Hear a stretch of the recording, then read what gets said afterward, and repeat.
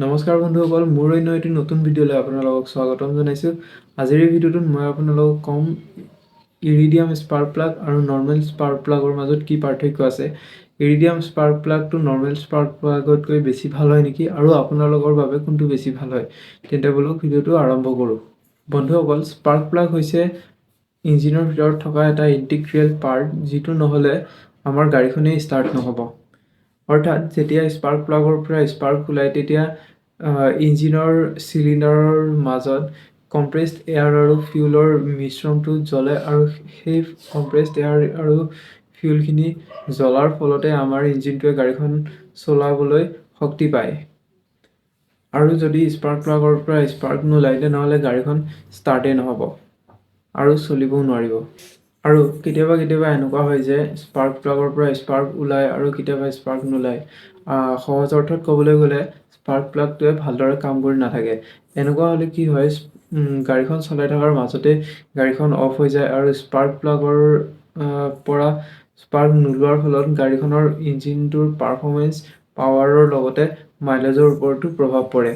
যেতিয়া আমি ইঞ্জিনটো ষ্টাৰ্ট কৰোঁ, তেতিয়া স্পাৰ্ক প্লাগটোৰ ওপৰত কৰ'চিভ গেছৰ 2000 ডিগ্ৰী চেলচিয়াছৰ ইলেক্ট্ৰিক এটেক হয়, আৰু এই স্পাৰ্ক প্লাগটোৰ ওপৰত পিষ্টনৰ দ্বাৰা 2000 PSI 2000 PSIৰ চাপ উৎপন্ন কৰে। আৰু ইয়াৰ উপৰিও স্পাৰ্ক প্লাগৰ ওপৰত 20,000 ভোল্টৰ ইলেক্ট্ৰিকেল ডিছচাৰ্জ হয়, আৰু সেইকাৰণে এই স্পাৰ্ক প্লাগটো ভালকৈ থাকে, আৰু সেইকাৰণে স্পাৰ্ক প্লাগটো ভালকৈ থকাটো, ঠিকে থকাটো আৰু নিজৰ কাম ভালদৰে কৰি থকাটো অতি গুৰুত্বপূৰ্ণ হৈ যায়। এতিয়া নৰ্মেল স্পাৰ্ক প্লাগত নিকেল, আইৰণ আৰু কপাৰ ধাতু ব্যৱহাৰ কৰা হয়, আনহাতে ইৰিডিয়াম স্পাৰ্ক প্লাগত ইৰিডিয়াম ধাতুৰ ব্যৱহাৰ কৰা হয়। এই ইৰিডিয়াম ধাতুটো পৃথিৱীত পোৱা এক ৰেয়াৰেষ্ট ধাতু হয়, আৰু এইটোৱে অধিক কঠিন আৰু অধিক তাপ সহ্য কৰিব পাৰে। এতিয়া এই স্পাৰ্ক প্লাগটো বাৰু বাকীবোৰ স্পাৰ্ক প্লাগতকৈ কিয় বেছি ভাল হয়।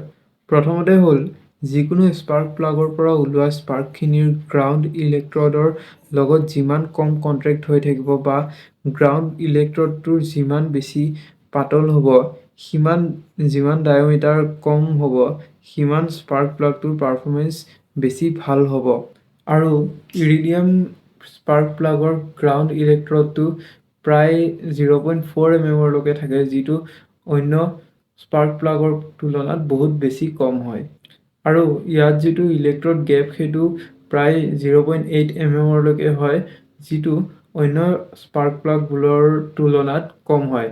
সেইকাৰণে ইৰিডিয়াম স্পাৰ্ক প্লাগটো হাই পাৰফৰ্মেঞ্চ বাইক গাড়ী বা হাই স্পীডত বা হাই RPM চলোৱা গাড়ীবোৰত বেছি ভাল পাৰফৰ্মেঞ্চ দিয়ে। কাৰণ ইৰিডিয়াম স্পাৰ্ক প্লাগত তাৰপিছত ইৰিডিয়াম স্পাৰ্ক প্লাগত নৰ্মেল স্পাৰ্ক প্লাগৰ তুলনাত স্পাৰ্ক ওলাবলৈ কম ভল্টেজৰ প্ৰয়োজন হয়।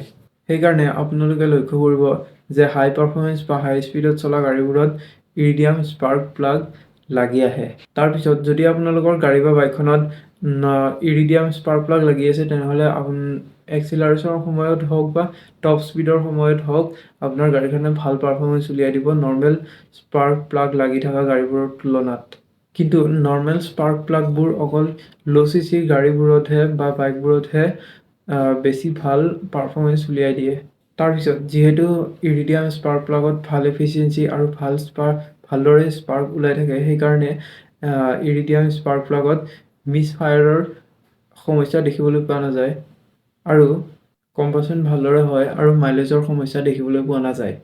তাৰপিছত ইৰিডিয়াম স্পাৰ্ক প্লাগৰ লাইফ বাকী নৰ্মেল স্পাৰ্ক প্লাগবোৰৰ তুলনাত বেছি হয়, য'ত নৰ্মেল স্পাৰ্ক প্লাগ এডাল 20,000 কিলোমিটাৰ মান ভালদৰে চলে, আৰু স্কুটাৰবিলাকত প্ৰায়ভাগ কোম্পানীবোৰে কি কৰে, ৰিকমেণ্ডেশ্যন দিয়ে যে 12,000 কিলোমিটাৰৰ পিছত স্পাৰ্ক প্লাগটো চেঞ্জ কৰি ল'ব। কিন্তু আনহাতে ইৰিডিয়াম স্পাৰ্ক প্লাগ এডাল 1,00,000 কিলোমিটাৰৰ ওচৰে পাঁজৰে আৰামছে চলি যায়, আৰু বহুত কোম্পানীবোৰে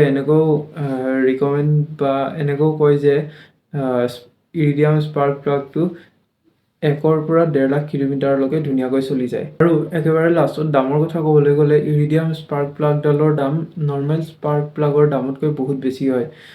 য'ত নেকি এডাল নৰ্মেল স্পাৰ্ক প্লাগ আমি 100 টকাৰ পৰা 150 টকাৰ ভিতৰত সাধাৰণ মাৰ্কেটবিলাকত আমি দেখিবলৈ পাওঁ। কিন্তু সেই ক্ষেত্ৰত আমি যদি ইৰিডিয়াম এডাল স্পাৰ্ক প্লাগ ল'বলৈ যাওঁ, তেনেহ'লে ইৰিডিয়াম স্পাৰ্ক প্লাগডালৰ লৈ মিনিমাম 600 টকাৰ পৰা আৰম্ভ হয় আৰু 1000 মান টকালৈ যায়। আৰু কিছুমান দোকানত কি হয় 1200 পৰা 1800 টকালৈকেও দামটো যায়। সেইকাৰণে দামৰ ক্ষেত্ৰত ইৰিডিয়াম স্পাৰ্ক প্লাগডাল অকণমান বেছি হয়, যিহেতু এইডালৰ বেছি লং লাষ্টিং হয় আৰু সেইকাৰণেও দামটো অলপমান বেছি দেখিবলৈ পোৱা যায়। তাৰপিছত আহিল আপুনি আপোনাৰ বাবে কোনটো বেছি ভাল হ'ব। চাওক, আপুনি যোনখন গাড়ী বা বাইক কিনিছে তাৰ ইউজাৰ মেনুৱেলত এটা আপোনাৰ গাড়ীখনৰ বাবে কোনটো স্পাৰ্ক প্লাগ, কোনটো মডেলৰ স্পাৰ্ক প্লাগ ভাল হয় সেইটো লিখা থাকে। মোৰ মতে ক'বলৈ গ'লে সেইটোৱে লগোৱাটো বেছি ভাল হ'ব, কাৰণ কোম্পানীবোৰে যোনটো ৰিকমেণ্ড কৰে সেইটোত মাইলেজ আৰু পাৰফৰ্মেঞ্চৰ ওপৰত ভিত্তি কৰি সেইটো আপোনাৰ স্পাৰ্ক প্লাগডাল ৰিকমেণ্ড কৰে আৰু সেইটো লগোৱাটোৱে আপোনাৰ বাবে বেছি ভাল হ'ব বুলি মই ভাবোঁ।